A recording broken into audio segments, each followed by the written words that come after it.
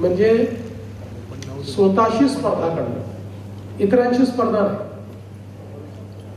आपल्या मित्राला किंवा मैत्रिणीला किती मार्क मिळत आहेत याच्यापेक्षा मला मागच्या वेळेस किती मिळाले होते, माझं टार्गेट काय, मी ते कसं मिळवणार, ही स्पर्धा केली तर मनातली भीतीच निघून जाते. शेवटी आपल्या सगळ्यांना याची कल्पना आहे की आपल्या जीवनामध्ये सगळ्यात महत्वाची गोष्ट जर काही असेल तर आपल्या मनातल्या भीतीवर विजय मिळवणं. ते जर आपण मिळवू शकलो तर आपल्याला जीवनामध्ये कुठल्याच गोष्टी विचलित करू शकत नाहीत. आणि मला असं वाटतं की त्याचा खूप चांगला मंत्र हा आपल्याला आज मोदीजींनी दिलेला आहे. आणि त्यासोबत केवळ आपल्यालाच नाही तर आपल्या घरच्यांनाही मंत्र दिलेला आहे, आपल्या टीचर्सलाही मंत्र दिलेला आहे.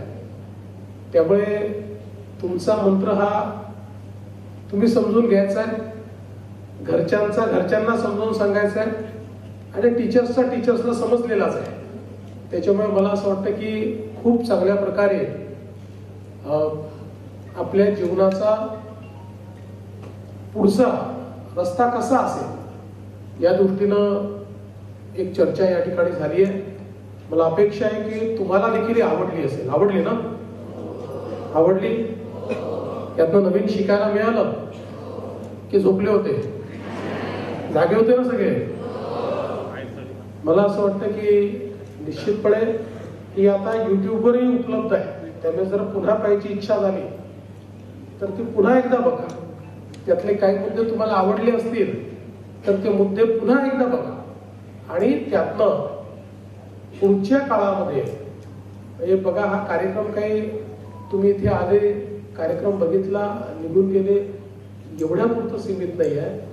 या कार्यक्रमातनं माझ्यामध्ये काय व्हॅल्यू एडिशन झाली, काय व्हॅल्यू एडिशन मी करू शकली का, मी काही करू शकलो का, ती जर व्हॅल्यू एडिशन आपण करून घेतली तर हा कार्यक्रम बघण्याचा फायदा आहे. तर मला विश्वास आहे की तुम्ही सगळे ती व्हॅल्यू एडिशन कराल. ज्या लिडरशिपच्या क्वालिटीज त्यांनी सांगितल्या, ज्या एकमेकाला सोबत घेऊन काम करण्याच्या क्वालिटीज त्यांनी सांगितल्या, या सगळ्या गोष्टींवर, आणि एका दिवसात सगळ्या गोष्टी होत नाहीत आपल्यालाही माहिती आहे, पण हळूहळू प्रॅक्टिस केली तर या सगळ्या गोष्टी होऊ शकतील. शेवटी जी माणसं असामान्य दिसतात ही जीवनात सामान्यच असतात, पण सामान्य माणूस जेव्हा काम करत करत असामान्य काम करतो त्यावेळेस तो असामान्य होतो. आणि म्हणून आपल्यामध्ये प्रत्येकामध्ये ते असामान्य होण्याची कॅपॅसिटी आहे, ती क्वालिटी आहे. फक्त ती आपल्याला समजली पाहिजे आणि त्याच्याकडे आपल्याला जाता आलं पाहिजे. या दृष्टीने आजचा कार्यक्रम फार महत्वाचा होता. मी सगळ्यांना खूप शुभेच्छा देतो. तुमच्या जीवनामध्ये तुम्ही जे जे स्वप्न बघितलेलं आहे ते पूर्ण करण्याची क्षमता, ताकद ही तुम्हाला मिळो ही देखील मी प्रार्थना करतो.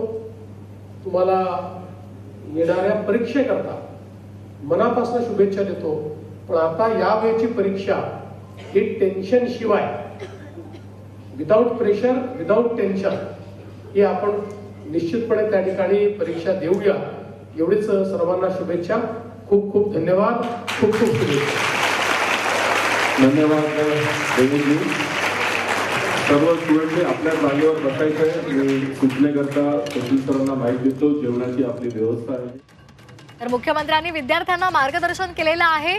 पंतप्रधान नरेंद्र मोदी यांनी थोड्याच वेळापूर्वी विद्यार्थ्यांची परीक्षा पे चर्चा हा कार्यक्रम घेतलेला होता. त्यामध्ये त्यांनी विद्यार्थ्यांना मार्गदर्शन केलेलं होतं आणि त्यानंतर मुख्यमंत्र्यांनी विद्यार्थ्यांशी संवाद साधलेला आहे. तणावमुक्त परीक्षा द्या असं आवाहन त्यांनी केलेलं आहे आणि सकारात्मक राहा. पालकांना आणि शिक्षकांना सुद्धा पंतप्रधान नरेंद्र मोदी यांनी मंत्र दिलेला आहे. तसंच तुम्हाला सुद्धा पंतप्रधानांनी मंत्र दिलेला आहे, तो आत्मसात करा आणि त्या दृष्टीने तुम्ही परीक्षेला सामोरं जा असं देवेंद्र फडणवीसांनी म्हटलंय.